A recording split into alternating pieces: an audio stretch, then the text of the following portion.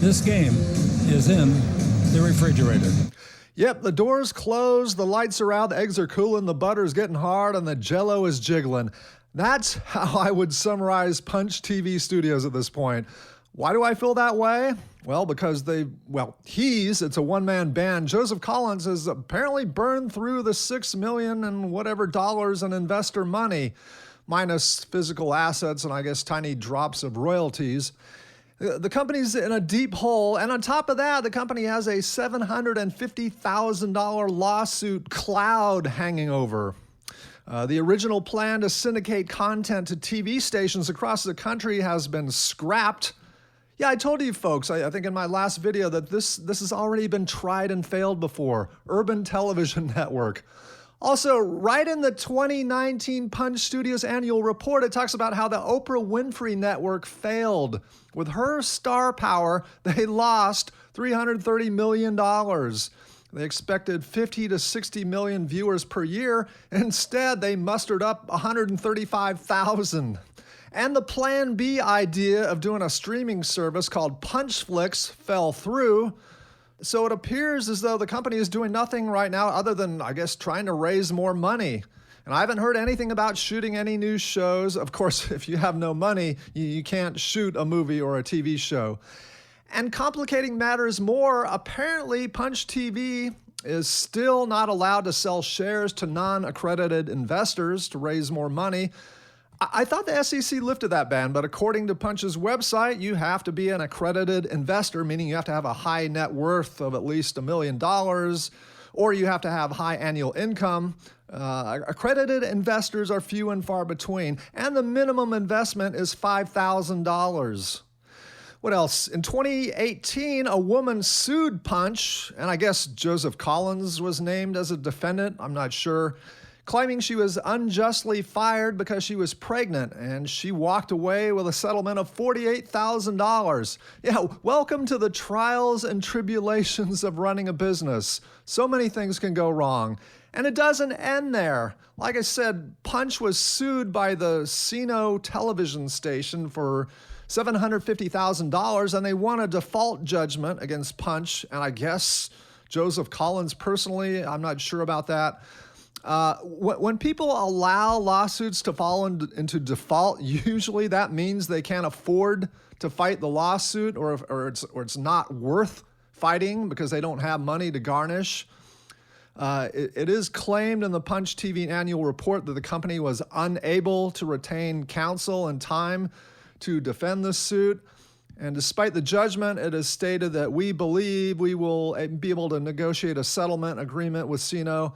It also says we believe that any settlement agreement depends on our ability to start raising capital as soon as possible. But the bottom line is that this lawsuit is one more dilution of investors' share value, if investors are even paying attention.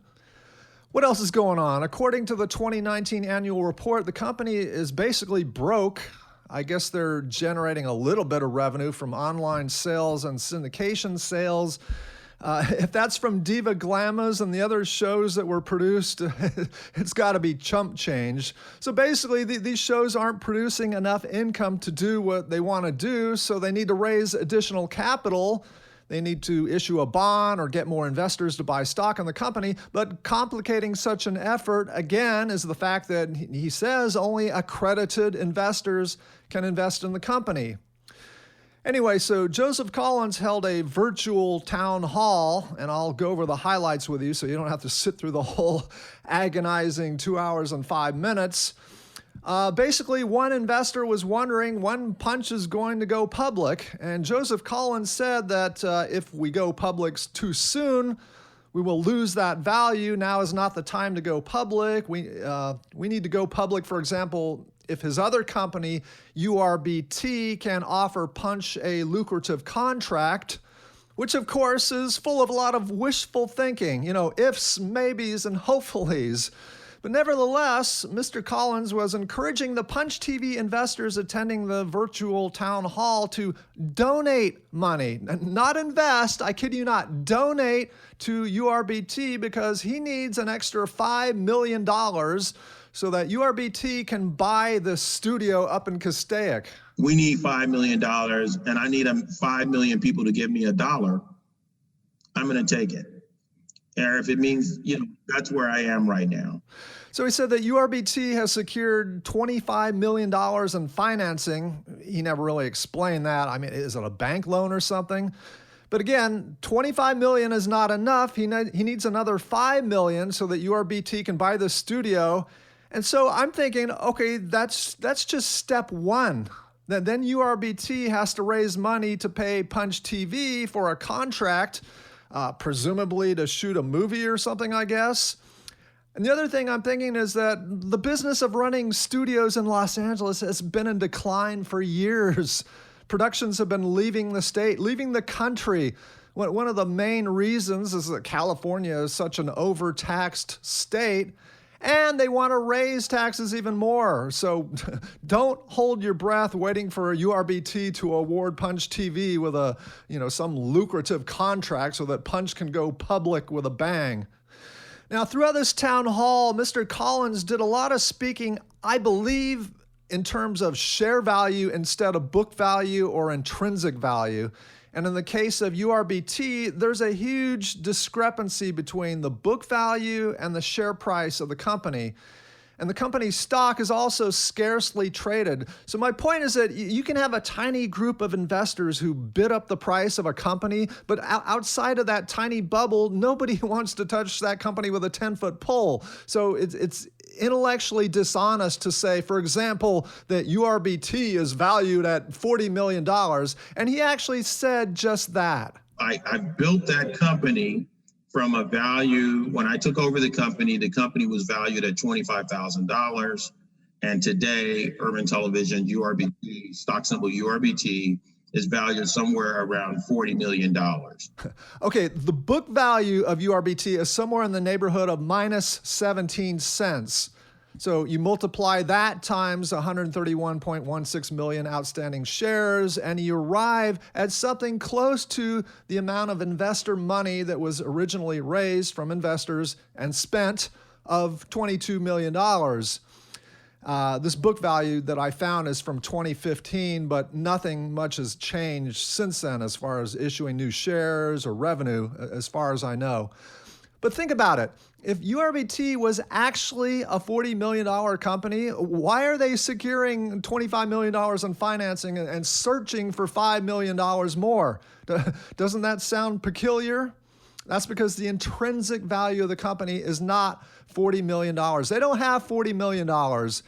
And now, in fairness, sometimes having a bunch of debt is not a deal breaker. For example, way back in the day, Amazon.com was drowning in intrinsic value, if you want to call it that, book value. They spent all this money building the company, warehouses, advertising, name recognition, building the customer base. They didn't report their first profit until like 2003. And up until that point, they racked up all kinds of debt. I mean, in 1999, Amazon lost $719 million, but Amazon had ever-increasing revenues, $1.6 billion in 1999. They weren't just a shell of a company. That's the difference. URBT, on the other hand, has apparently spent $22 million of investor money, and in 2020 only had $43,000 of profit, according to this report. And it's the same thing over at Punch TV. They've apparently burned through $6 million of investor money without much to show for it. What did your $6 million get you? Some TV shows that flopped? An abandoned plan to be a TV network in every household? A streaming service agreement that fell through? They bought some equipment, I guess. They still own, I guess. But where's the revenue? Expenses far exceeded the revenue. Now Punch is apparently sitting around waiting for some sort of contract with URBT that might not happen, or trying to raise money to shoot a TV show or movie, I guess. I don't know.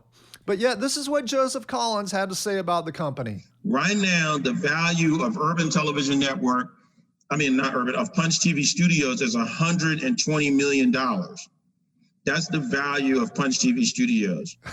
Yeah, okay. This is an imaginary valuation that he came up with because Punch is not traded. We don't know for sure what the share price is. I think he either invented this number out of thin air, or more than likely he came up with some sort of share value calculation based on the price people paid for the initial offering. So $120 million divided by the 84,600 and whatever thousand outstanding shares, that's about $1.41 per share. So some investors paid $1 a share, some paid $5 a share. That's my guess, some sort of imaginary share value calculation. But this is not the intrinsic value of Punch. The book value of Punch is probably somewhere in the neighborhood of about minus 7 cents per share.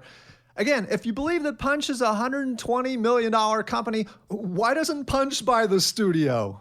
Why isn't Punch producing movies and TV shows right now? It's because they don't have $120 million. According to the most recent report, they don't have $120 sitting around. If Punch was actually intrinsically worth $120 million, don't you think accredited investors would actually be lining up to invest? But that doesn't appear to be happening. By the way, you shareholders, next time he does another virtual town hall, put his feet to the fire and ask him to define exactly how he calculated this number. But what else did he talk about? Somebody asked, what's the delay in going public and my investment earning a profit? And Mr. Collins said it takes 4 to 5 years to really get your companies where you want them to be. There's no magic wand. This was never about get rich quick.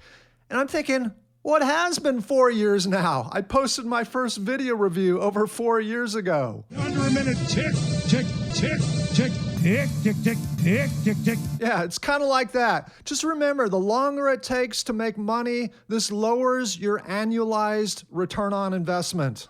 Did you know that the S&P 500 total return index is up 124% over the last 5 years? But what else went on at the town hall? At another point, he claimed that URBT is trending towards $50 a share. This is a company where the market is saying that it's trending in the right direction. It's trending towards the $50 a share. So right now it's at 2 or 3 cents, but it's trending towards $50 a share. Okay. Anyway, at another point, he compared himself to Steve Jobs, the late Apple CEO.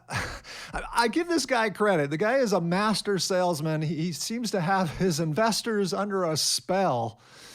But another theme of this town hall, the convenient excuse. He claims that because he's a black man, Punch can't sell shares to non-accredited investors. And because he's a black man, Punch is under extreme scrutiny by the regulators.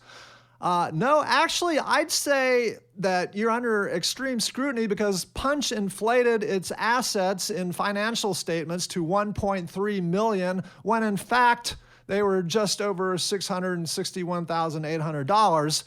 Also, there was a snafu with regard to the CPA who supposedly audited Punch TV's SEC filings.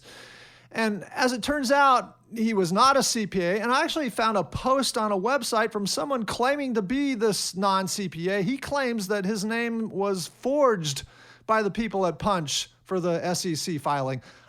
I have no idea who's telling the truth. Link in the description. Decide for yourself. But so in conclusion, here's the deal.